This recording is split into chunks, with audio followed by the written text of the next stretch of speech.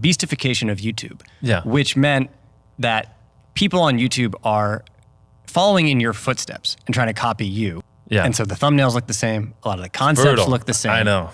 Everyone has 10 minutes on their timer. Now, The last one to stop playing Fortnite wins $20,000. This is an FBI agent and this is $10,000 in cash. People are talking about beastification on YouTube as if it is a new thing, as if it was a 2020 thing. No, Morgz was the first person to do it back in 2019.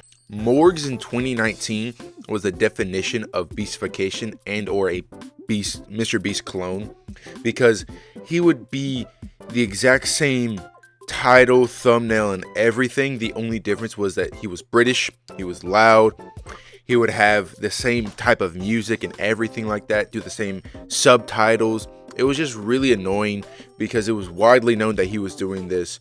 Jimmy at one point or another made fun of him, and actually Morgz kind of poked fun at himself because he knew he was copying. Hello guys, Mr. Beast here. Morgz is that one friend who copied off your test verbatim and then got caught. So it's just really bad because it's lowered down for the children because he's more enthusiastic and he's more loud for no reason in comparison to Jimmy kind of being more calmish but still being a younger generation. But Morgz nowadays has actually started to show his more human side, because back then that was just like loud equals retention, and I think realistically he probably just got fed up with all the criticism that he received because every commentary channel talked about him non-stop. Troops and heroes, however you want. Like, you can even be original. Don't let Morgz copy your city. Someone else that does beastification is FaZe Rug.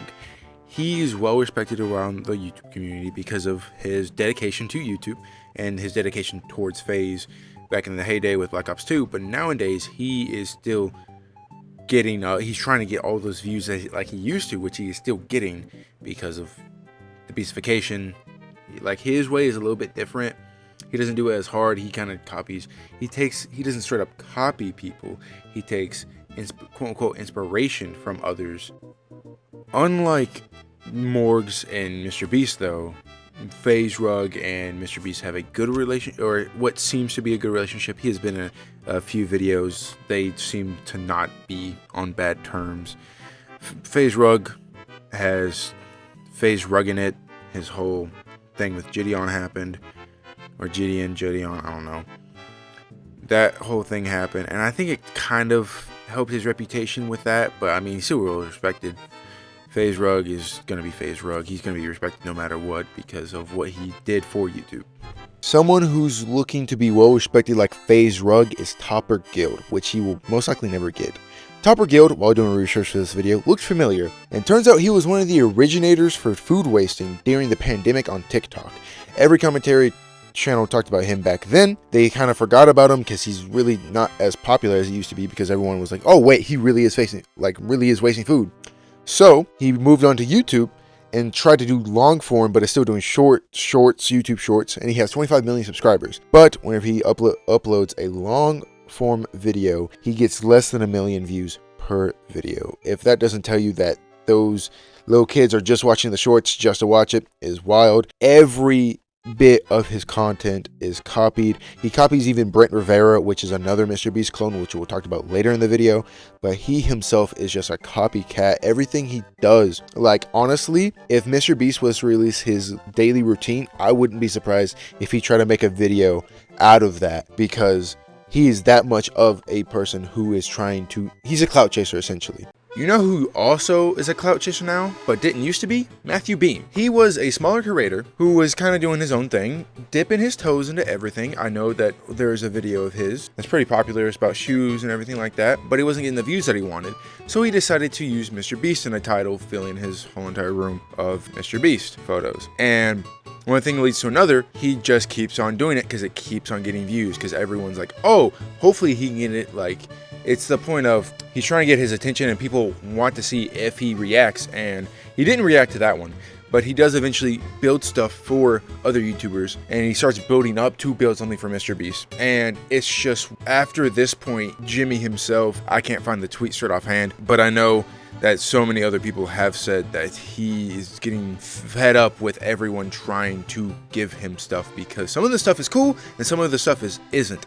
I think Matthew Beam's stuff was cool and everything like that, but everybody was trying to copy Matthew Beam because he was just trying to get views, in return be able to do more stuff, but it was really using his name for the views. But it's kind of a trade-off, so he's one of the lower ones for Beastification, but he did start blowing up by using Mr. Beast's name. That's why he's kind of on the list. Someone who has lost everyone's respect in the YouTube community is Brent Rivera. Brent Rivera, back in his Vine days, was okay. He was obviously aimed towards the younger demographic. Everybody was okay with that. He was in his own little thing. But nowadays, he's copying everyone. Mr. Beast, to people that travel the world, to even his sister.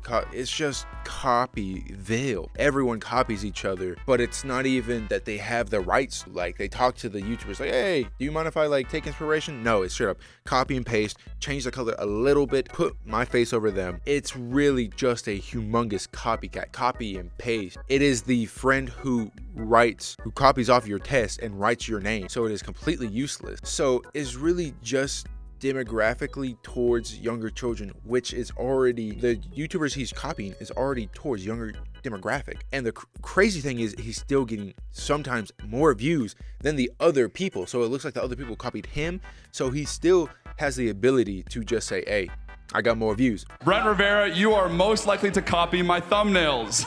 So Tyler Oliveira actually confronted, and that whole thing went down. So every commentary channel has already talked about him, so I won't get into too much detail about it. But it's really annoying on how his views, on how he gets his money, how he gets his subscribers. It's just in my opinion, personally, it's not really, it's not very good of a do that type of stuff. But hopefully you guys have enjoyed this video. If y'all disagree with me, if y'all have more Beastification, comment down below, and I'll see y'all next time. Make sure to subscribe. Bye.